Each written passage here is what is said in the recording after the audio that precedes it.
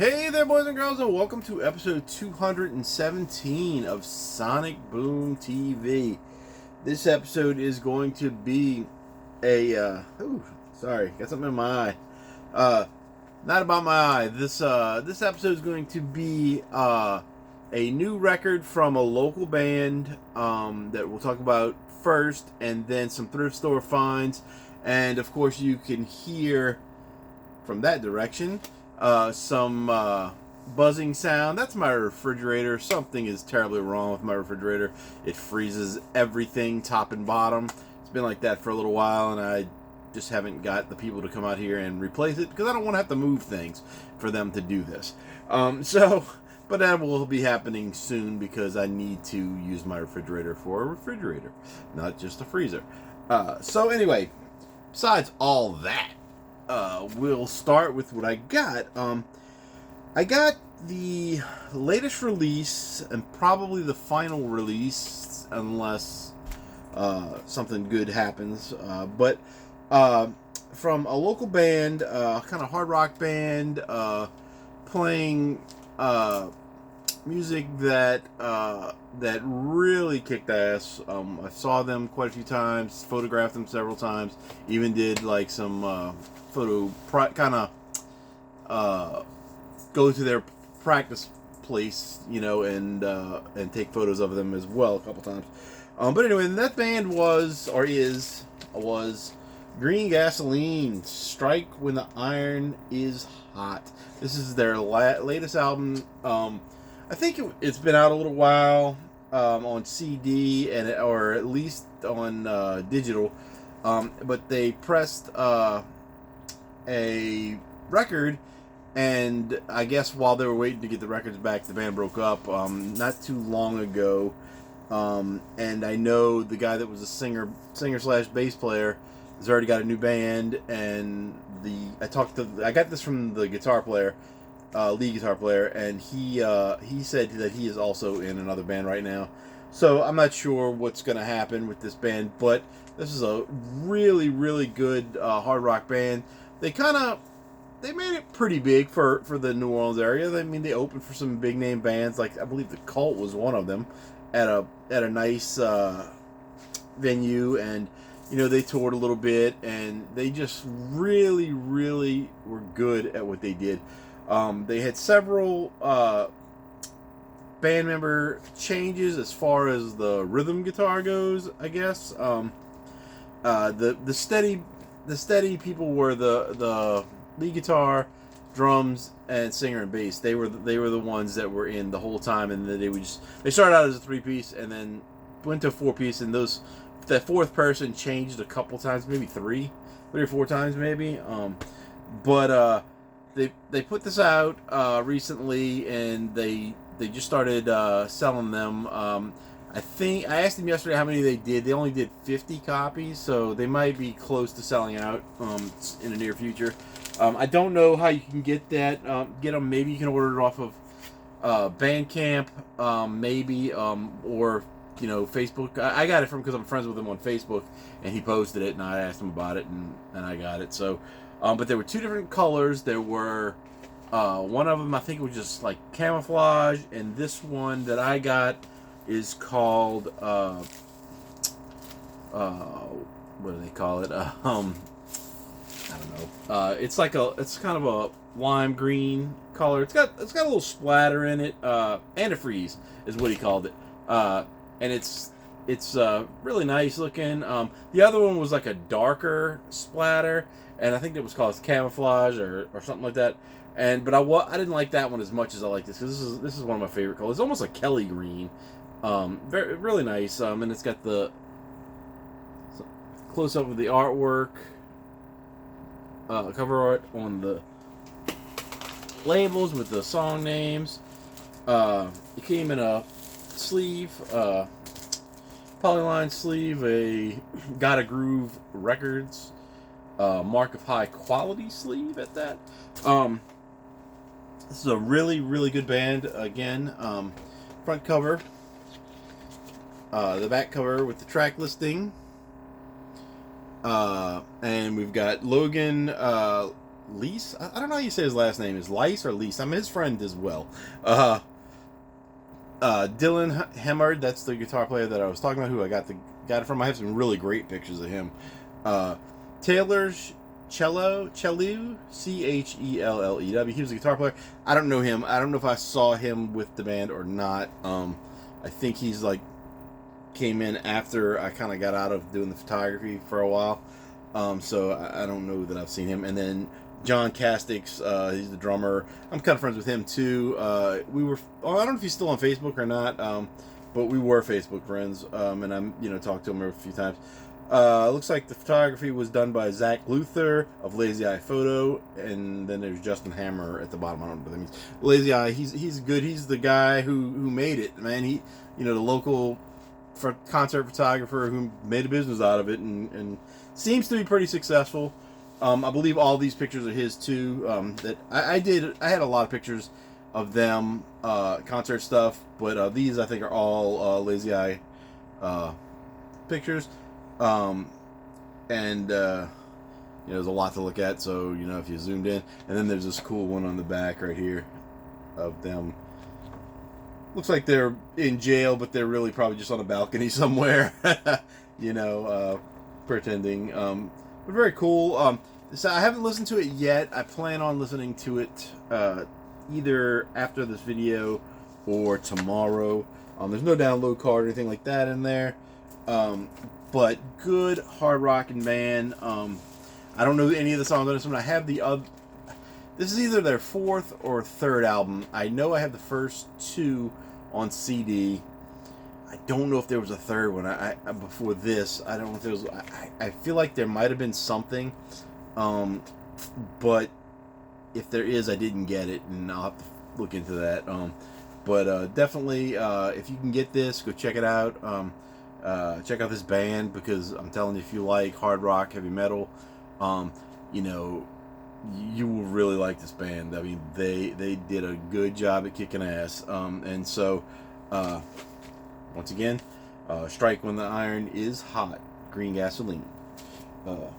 Now, next up, yesterday I hadn't been to a thrift store in a little while, and I decided to go because I didn't have a lot of money, because I had blown a lot of money this week on records.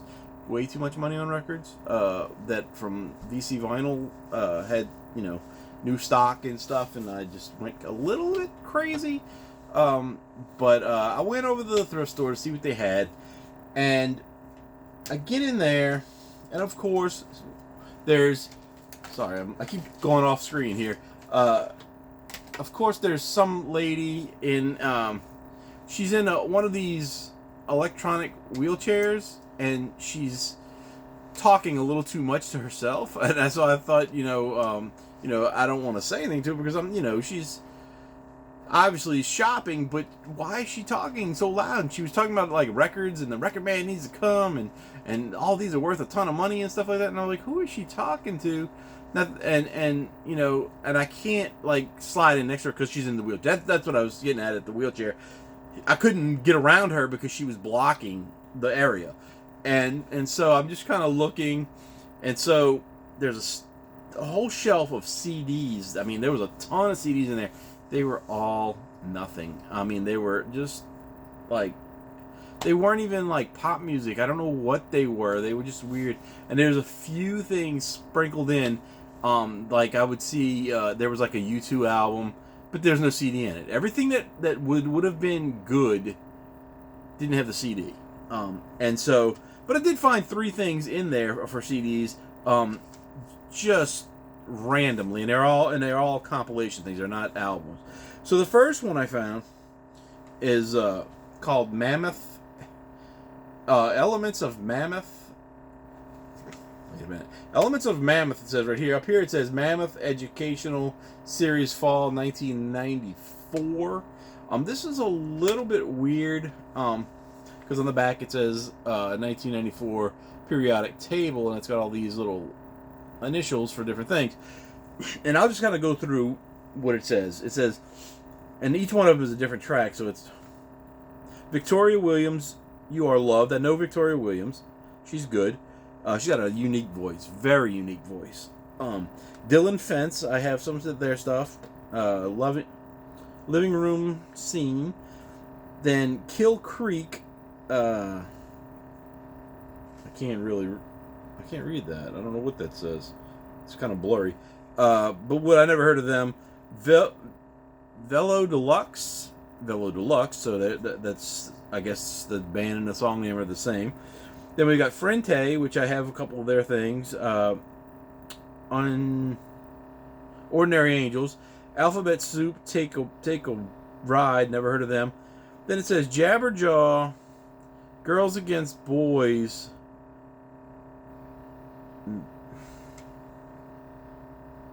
Man, I just... Something, I don't know, something attraction. MAGA attraction? But see, Jabberjaw, I don't know what Jabberjaw is, because there is a band called Jabberjaw, but that's not what this is. Girls Against Boys is the band, and I've heard of them, don't know anything. Then the next one says Jabberjaw, and it's got Beck in a cold-ass fashion, and everybody knows who Beck is. Then the next one is The Bats, Empty Head, Jacobites, Wig Store, Blake Babies, I've heard of them, don't own anything by them. Tom and Bob is a song. And then there's Rare on Air, Natalie Merchant, we know her from 10,000 Maniacs. How You've Grown. The next one says Rare on Air. Maybe those are live versions of songs or something. And it's Evan Dando and Juliana Hatfield. They were in, that's the Lemonheads, basically. Maybe it's an acoustic or a live thing, I don't know.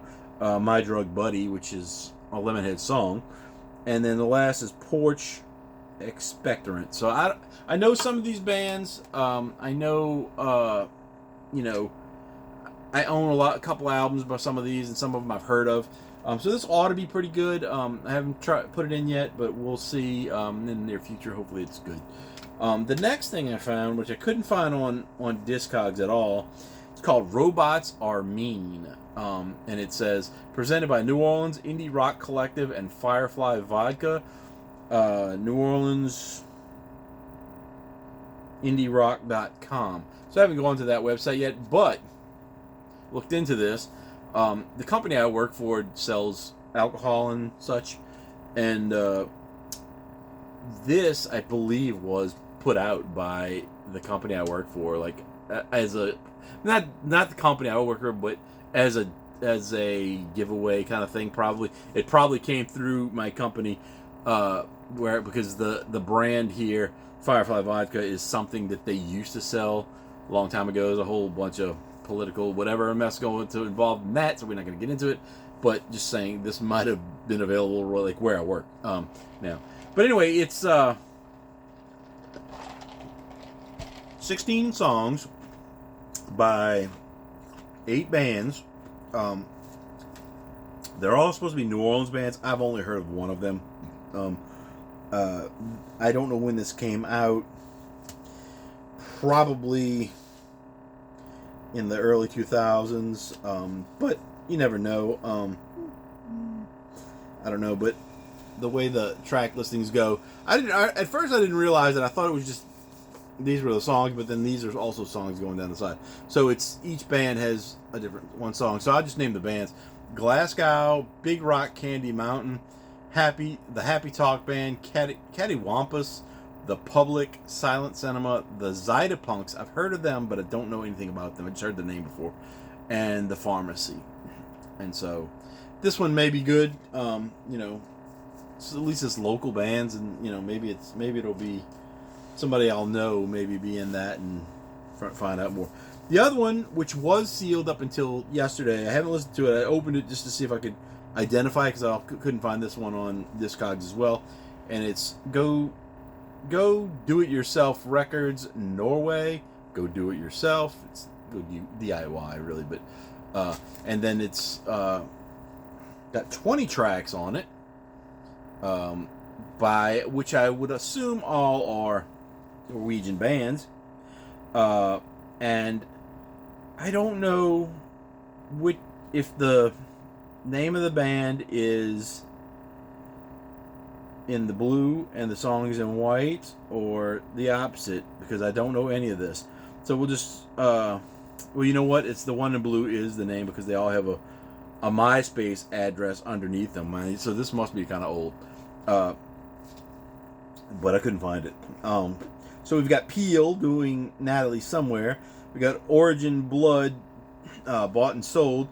Hollywood Vampires, Dead Girl. That might be a good one. You were just about the name of that. Golden Boy, There's Nothing to See Here. Compass, Coming Home. Tripod, Go Away.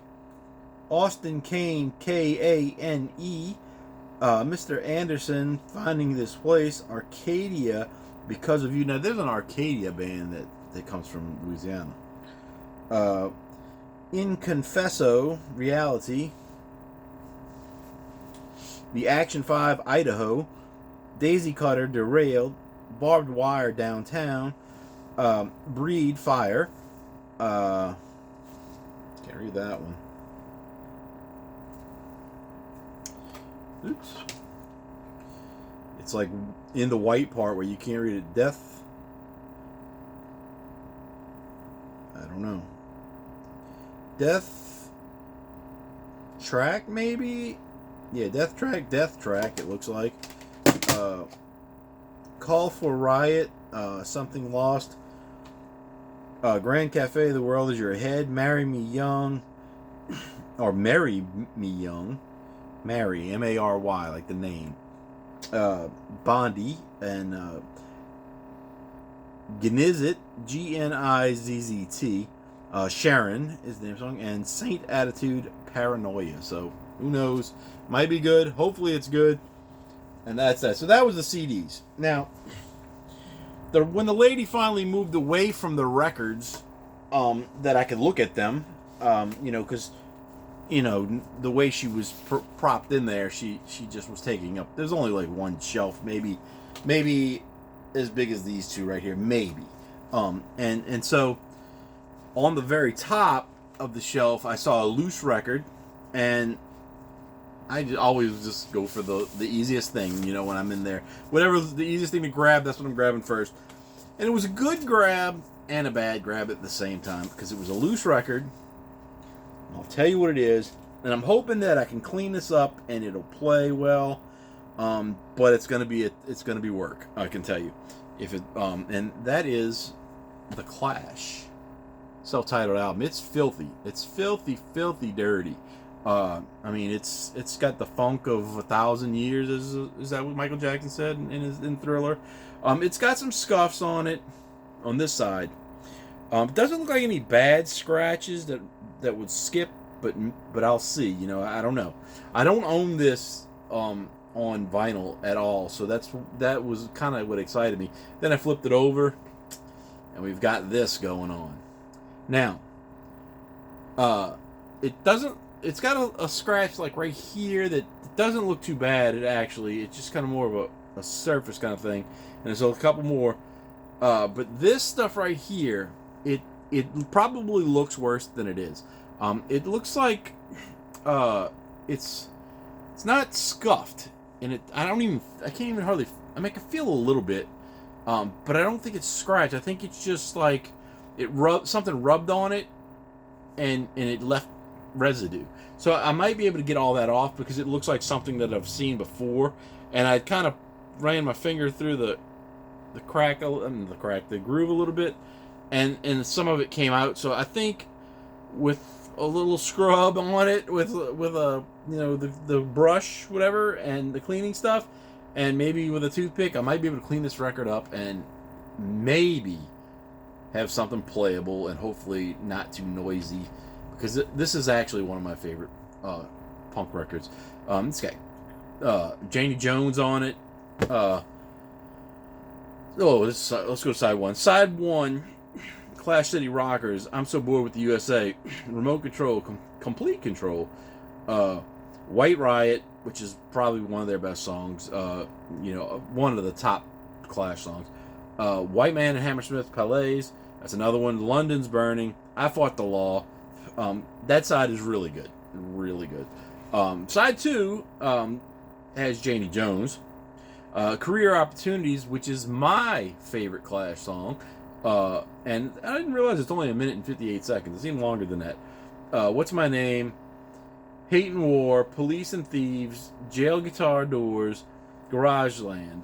So this is a really good album. I think the Clash has a weird kind of thing where the albums have different songs in the United States and the UK. There's two different versions, and like the songs, I don't think they're in the same order, and there may be different tracks on them. I'm not quite sure. I don't have both versions of anything, I don't think, but I know some of their albums are like that. But anyway, this one is one I want. I wish it had the cover. The cover will elude me forever. But I did get a cover to put it in because there was a lot of records there that would have been like great finds, but didn't have a record in them. And they had the inner sleeve and everything, but no record. So the one that I grabbed, because it was a nice cover, and I wish I had the record because there's a great song on this as well. But I got the cover for XTC's English Settlement, and with inner sleeve, but no record. I looked for this record, and if it was there, it was in the wrong sleeve.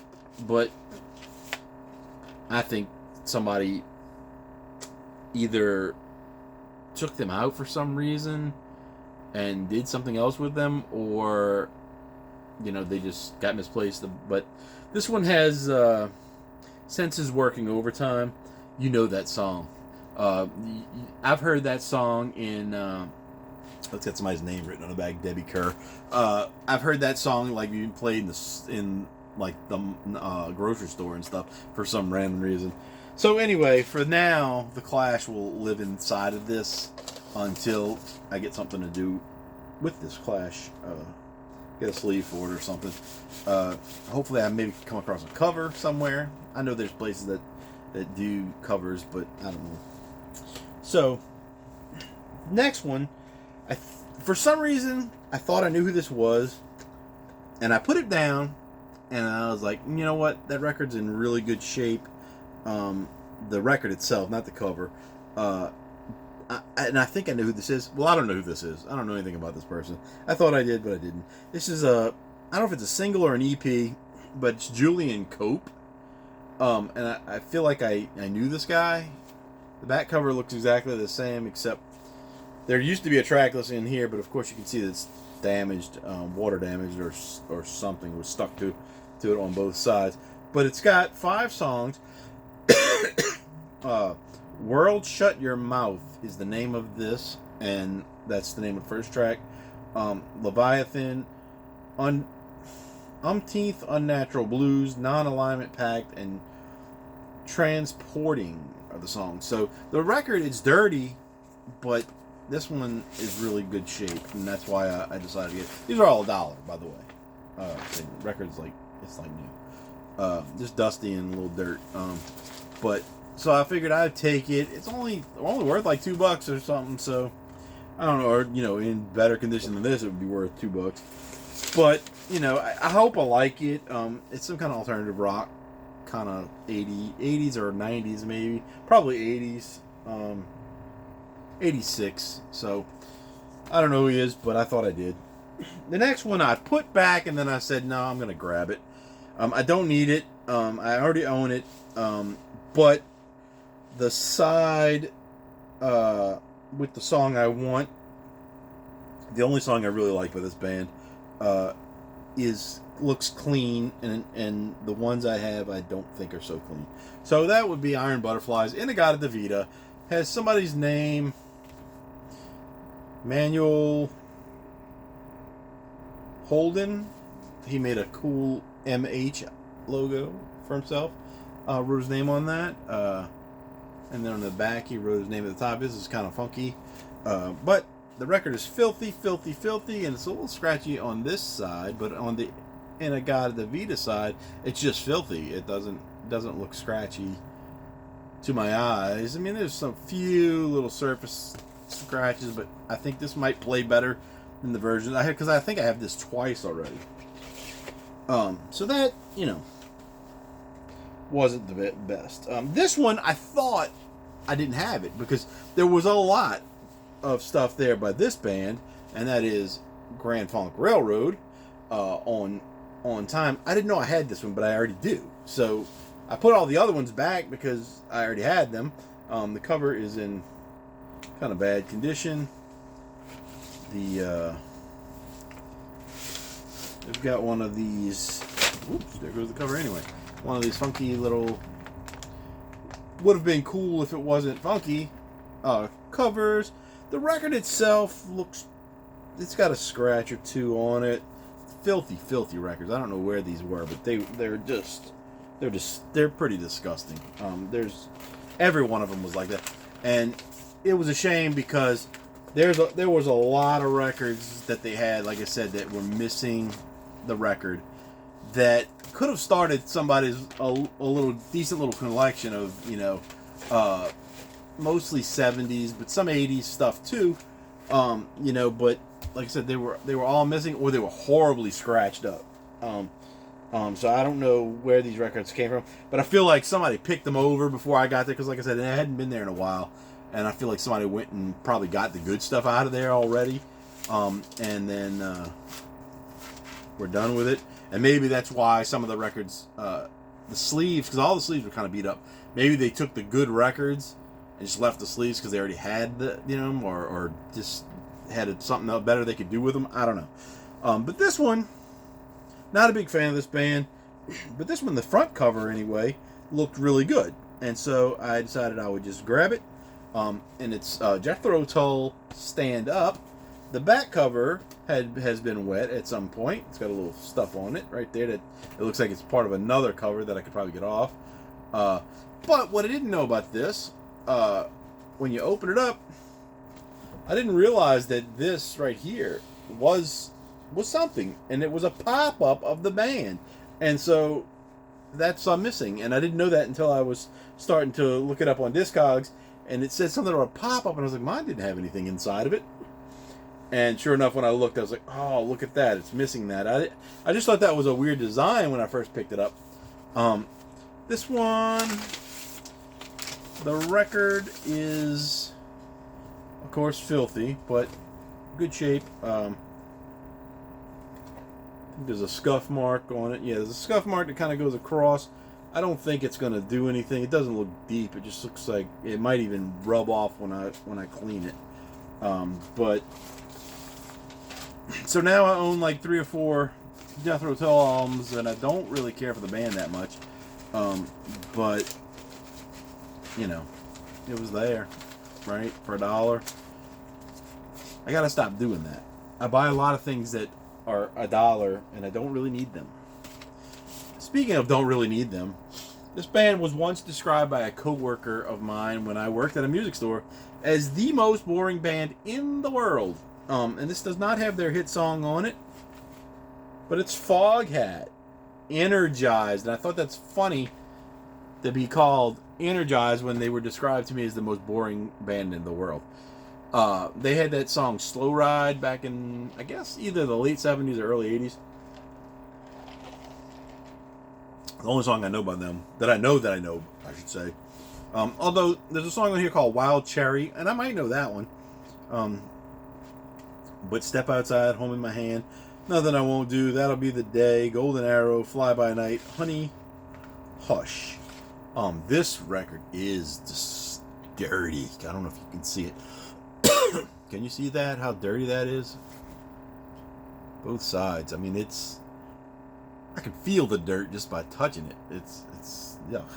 It's yucky. Doesn't look to be too bad. A few scuffs here and there, but it might play. Maybe I'll become a Foghat fan. Who knows? And the last one I found was a record I was told I should try out by someone. And I've seen it a few times, but it was way overpriced for the condition that it was in. And this one is in pretty bad condition as far as the cover goes itself, but it was $1, so I got it. And that would be Deep Purple's Burn. This cover's got terrible ring wear. Terrible ring wear on the back. The cover itself is detached. Not detached, but unglued. So I can fix that easily. It's got half of the, I think it's half. Maybe it's, let's see. No, maybe this is the whole thing. I thought it was half of an inner sleeve, but maybe this is just the lyric sheet, how it's supposed to be. Because there's 1, 2, 3, 4, 5, 6, 7. There's 7 songs with lyrics, and there's 1, 2, 3, 4, 5, and there's 8 songs on the album. So yeah. So maybe that's all it's supposed to be. It's got some funk on it. I'm gonna try to clean that off. It would actually just, yeah, I'll be able to clean that off just with a damp towel. So that'll clean up, at least that part will. I don't remember what the record looked like. Again, a filthy, filthy, dirty record. I don't see any scratches, but there is some. Ooh, there's some brown. Whatever was brown on that sleeve, it's on the record as well. So I got some cleaning to do. I'm gonna go work on that Clash one because I wanna, like I said at the beginning, I wanna listen to that Green Gasoline album. So while I'm doing that, I may sit there and listen to the Green Gasoline and clean the Clash album. But that's all I got this time. So I spent $10 on 7 records and 3 CDs. I'm not expecting miracles out of this stuff, but I'm hoping that there will be no skips. I mean, pops are okay, to a certain extent, and usually I can get most of that stuff out, with my spin clean. If I had an ultrasonic cleaner, things would probably be better, but I can't afford one right now, and that's just whatever. But as I was saying before, I spent a little bit too much money this week on records, and for the most part, they're all worth what I paid for them, because they were all either $10 or $15. I think the most I spent on one might have been $16 or $17. But VC Vinyl's got a lot of stuff, and there's a lot of stuff that's not stuff I would want to pay $30 or $40 for. But for 10 or 15, yeah, I probably would. A couple of them I actually thought I would buy when they came out, and I didn't. I know I've got like the soundtrack for Romeo and Michelle. Great soundtrack. I got the Stubbs, the Zombie soundtrack, which was a video game. I own the game it's a PC game. And I own it. It never worked well on my computer, but my friend would borrow it from me. And he loved it, and he played it. It's basically like a zombie in the 50s or something like that, 1950s. And so the soundtrack has modern bands doing songs from the 50s, and I really wanted that one.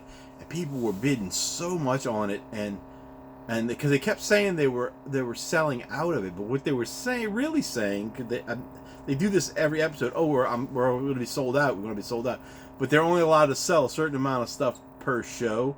So if there's 3 or 4 things, if they're like allowed to sell 3 or 4 records per show, they're going to say it's sold out, even though they're going to have it tomorrow or even the same day in a later show when they do another show. So I caught on to what VC Vinyl is saying when they say things. Don't ever believe it. So that being said, I was able to get stuff much cheaper, and there was a couple that people were just bidding up to like $30, and I'm like, this is not worth $30. You could go buy it in a store cheaper than that, on certain things. So I just waited till the next day and got it. But I got a couple soundtracks. Got those 2 coming. I've got the Oregon Trail soundtrack. I don't know what that is. I just thought it was funny. And it was one of the ones that were $10. So and that's another one people were bidding up, and I just waited till the next day and just said, hey, you got that Oregon Trail? And yep, nobody bid on it. But there's a couple other ones. There's 2 bands that I don't know anything by. One of them is what is it called? Star Crusher or something like that. Star Crusher, something like that. And I don't know. I'll be getting them next week, so we'll find out. But man, I can't even remember everything I got now. I wrote them down. Eddie Vedder of Pearl Jam. I got one of his solo albums, the Earthling, I think it is. I got a John 5 album, which I don't know anything by John 5, even except for Marilyn Manson. but I don't own any of the stuff he did with Rob Zombie. I don't own any. I don't think he put anything out with Motley Crue at this point. Maybe there's one song. I don't own it if they do. And so the only thing I own is some Marilyn Manson stuff. I don't own anything solo except for this new record that's coming. It's called Sinner, I believe. I'm trying to think of what else. I don't know. There's 12 albums from them that I'm getting. So that's, $120 at the minimum that I pay, plus shipping and tax, and so basically $150 I spent with them. And then I got another one coming from somebody else. It's called the Bruisers, which is Al Barr from Dropkick Murphys' previous band before he was in Dropkick Murphys, and it's live and rare. I got that for like $5. I think 5 or 6. Couldn't believe I got it for that. And so I don't know if it's gonna be black or orange vinyl on that one, but that'll be next week's video. I don't know why I'm talking so much detail about it right now, because I don't have it yet. But I should be getting a bunch of records next week, and we'll go from there and see what's coming up next. I really need to start working on my website and doing reviews and stuff. I started out, did 2, and then just left it go. So hopefully we'll get to that one day when I need to get motivation in my life, and I just haven't had it recently. The other thing, on Tuesday, you'll want to watch the Off the Charts channel with Dan. We did another Kansas connection with me, Dan, Keith, and Steve. Keith and Steve are from New Zealand. Dan is from Canada. I'm from the United States. We did a thing where we invited rock stars to dinner, and who we bring in. I did it. Mine was a little bit funny. The way I did it, I didn't just actually bring them to dinner. I solved their problems, and I caused some future problems. And you'll really want to check that episode out, because it was kind of funny of who people picked. And my thing was I thought about it for like a week straight. I just gotta how am I gonna do this? What am I gonna say? And I just went with it, and it turned out to be pretty funny. So I hope you guys will go over there and check that out. Tuesday morning around 10 o'clock Central Time in the United States. Go to Off the Charts, and you'll see the episode, and check it out. It's pretty funny. And then that's it. I don't know what's coming up in the future, but let's end this video before it goes to 40 minutes. Talk to you guys later. Bye.